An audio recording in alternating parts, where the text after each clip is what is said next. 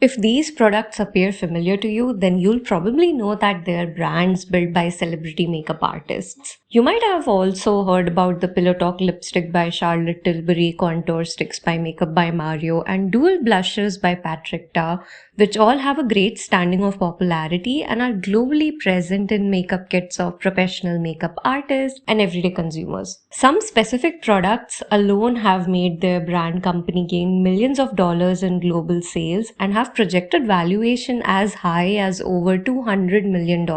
And interestingly, their origin is not via beauty conglomerates like the L'Oreal Group, Unilever, or Beiersdorf. I'm going to talk about how these brands, once launched as cash grabs with a limited buyer base, became relevant in the beauty industry and the go-to preference for a wider buyer base. So consumers today are also inclined towards adopting products that are advertised with notions of being backed by science and will read through the ingredients list more than before. So simply brands using generic promotions like getting glowing skin and natural ingredients doesn't cut it anymore. And as a result, you'll notice these makeup and modern skincare brands portray more of history and formulation along the lines of chemicals and ingredients that goes into the product. I will have a separate video coming out on celebrity owned and founded skincare brands as well as influencer led beauty brands very soon. So do subscribe and you can binge on that next if topics like these fall in your area of interest. So do you remember when Marilyn Monroe advertised the Chanel No. 5 perfume? It instantly shot to fame and still is a very popularly sold fragrance. Look at another example when Paris Hilton and Britney Spears sold fragrances. These brought in revenues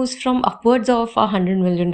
While these were not 100% celebrity owned or founded brands, I'm trying to give you an idea of how big of an influence celebrity names attached to a brand can have in terms of positive association and audience acceptance with the product. I'm coming back to celebrity makeup artists again. They've been around for some time and have had recognition 10 years back as well. Such an example would be of Charlotte Tilbury and Makeup by Mario, which was in the works for more than 10 years in making. Except now more buyers recognize them outside their workplace industry, which used to be limited to the fashion or entertainment industry, and now their brand relevance is growing due to various reasons. As always, here's the list of main points that we'll be talking about, so let's get into it. If you take a closer look into these brands' communication, you'll notice that there's a common theme. Almost all of these artists or brands are painting a picture of achieving a Hollywood glamour or a supermodel look. Getting a celebrity-like look and recreating exclusive makeup looks from a feature in maybe the Emmys or Oscars is the common denominator with these brands. The constant messaging sent out is of the exclusive makeup look or the exclusive glam routine. And this was not a huge theme in makeup-related interviews 10 years back. All of the buzz was more concentrated towards fashion as a subject, which we got familiar with glam boards and what designer brand are you wearing tonight. But very few questions were around which makeup line are you wearing tonight, who did your makeup. And if someone was interested in recreating the look, they would probably have to pick up a magazine that would launch the next month. And if they get lucky, they'll have the makeup steps if the hair and makeup artist decided to give an interview with the publication. So it only started gaining traction a little bit more in the late 2000s when these celebrity makeup artists started appearing more in PR and related interviews. And guess what? Again, the entire conversation was around how to get the celebrity-like makeup look. But if it took only interviews and a few pictures with celebrities, everyone could do it, right? For example, could athletes launch a fitness gear line and chefs could launch meal prep kits and find success? But it's not guaranteed that they may not gain this sort of recognition in makeup brands as a niche like Charlotte Tilbury or Makeup by Mario has today. And if you ask why that is, then the concept of brand congruence and brand authenticity within the marketing and consumer psychology contains some explanation for you. Since these artists are already known as experts in makeup, their beauty products feel like a natural and authentic extension to their work. Consumers trust that these artists understand beauty, making their products seem more credible and appealing. In simple terms, their fame in the makeup world aligns with the products they sell. So people believe that the products are of high quality and true to their expertise, which boosts success for their brands. It's a fairly simple trajectory for celebrity makeup brands to gain interest from buyers in the market as opposed to non-makeup artist-owned brands. The first step is usually that they contact a white label beauty cosmetics manufacturer and get some products created and sold under their business license. The manufacturer could be based out of any location, either in the home country or with locations which are bulk makeup manufacturing hubs like in China and Italy, which also produce drugstore cosmetics like for Kiko Milano, Maybelline, and NYX Cosmetics. Packaging is so important to me and to my brand. Choosing other elements like packaging and deciding on the price factor would also be crucial in this step. Usually the higher price point made these items appear as luxury buys, which I will be talking about in a few minutes. Second, once product procurement is in motion, they could put together a marketing and PR team that could get started with product placements on TV, YouTube tutorials on their own channels, big events with popularity like the Fashion Week and exclusive runway collaborations, award shows, and influencer collaborations and sending out PR packages. Another way here for the brand owners like Patrik Ta was to get products added on beauty subscription boxes. So here collaborations with other notable brands could also come into the picture early on or after seeing a little bit of success, like in the case of Patrik Ta Cosmetics when they collaborated with Barbie and it was their first collaboration ever with another recognized brand. Third, for brand personification, that is for giving the brand a face, a brand ambassador could be hired as well, like Kate Moss was initially for Charlotte Tilbury and Bella Hadid. Now, since they're also known for being associated with celebrities as their makeup artists, the common practice has been to launch tutorials and grow presence on social media, and they've been doing it since the very beginning. They might also continue to share their latest work, and in the case of Charlotte Tilbury specifically, there are several professional makeup artists associated with the brand who would continue to spread the word about the brand and participate in campaigns. And if the brand really takes off, the product placement would now be in offline retail outlets like Sephora, Ulta, and global distribution could be set into motion now by making the product line available in Western countries outside their home countries such as the UAE, China, Australia, France, and India. One thing to note here is that promotional events and activities cost significant investments, and brand activation costs for retail expansion are also significantly higher when licensing and gathering permissions to sell abroad is required. So brands like these usually would have angel investors and raise series funding. The purpose of these findings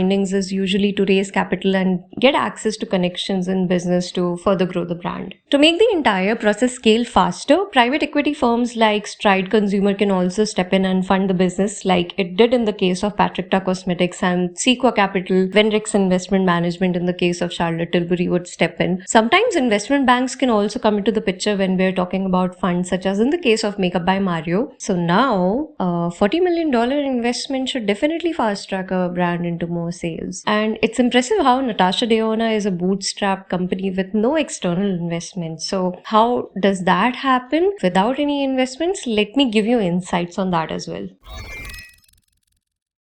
By now, we've noted that more visibility for these brands give them access for a larger audience base. And definitely being featured on gifting guides / holiday sets of retailers and having the tag of winner of beauty top choice type of award adds more credibility for the brand amongst the buyer base. These accreditations go so far in acquiring trust of consumers and would make a consumer spend more on a brand they already have a positive experience with in the past. So switching in the direction of social media for a second, once more buyers are connected with the brands can start experimenting to expand product lines into, let's say, for example, fragrances and skincare. Because now they know that consumers will give in to the next launches and buy it with the same trust that they did initially. There could be sponsorships in place for events to gain more visibility for the brand. For example, in the case of Charlotte Tilbury sponsoring F1 motorsport events. Possibly inspired by this, LVMH Group is also working out a 10-year deal with F1 motorsports events. And definitely we also have to factor in influencer and makeup review videos on TikTok and YouTube, because look at the viewership of these videos. Views go upwards of thousands, and there's so much fascination amongst beauty consumers for these brands.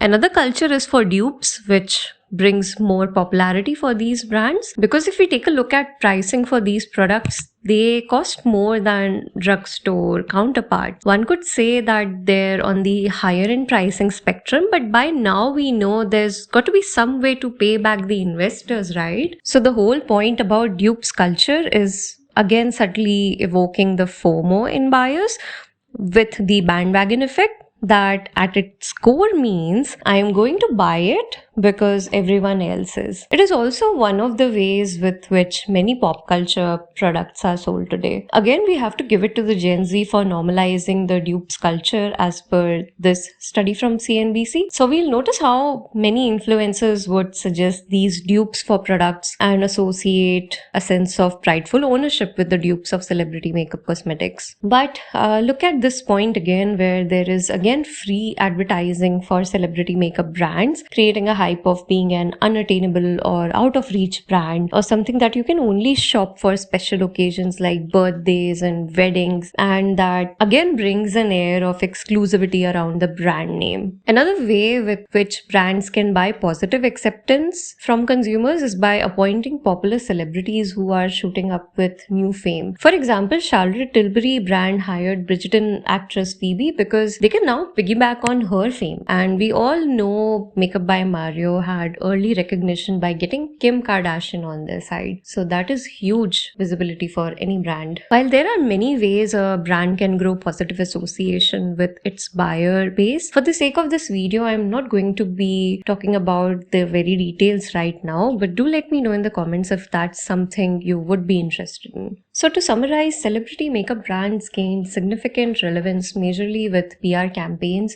and having a pretty large social media popularity. We have to take into account that while many brands like Revlon are also following this approach for quite some time now, they all haven't delivered on sales quite as big as celebrity makeup artist brands have. Credit can also be given to the fact that consumers now want to achieve more of industry grade results, like Hollywood like glam, and regular makeup routines might not cut it anymore. Other than teenagers and adult buyers for these high-end celebrity makeup items, there's another demographic that I didn't talk about as much in this video, and that is the demographic of kids. The thing about makeup is that makeup buyers can be as young as 6-year-olds, and marketing to kids has always been an interesting study in the psychology of buying. And definitely pockets run deep if there's insecurity induced in buyers, especially if they're still developing their sense of worth and what beauty means to them. And who knows better than beauty brands to cash in on that, right? I'll leave you with this thought. Check out other videos on my channel. I'll see you in the next video.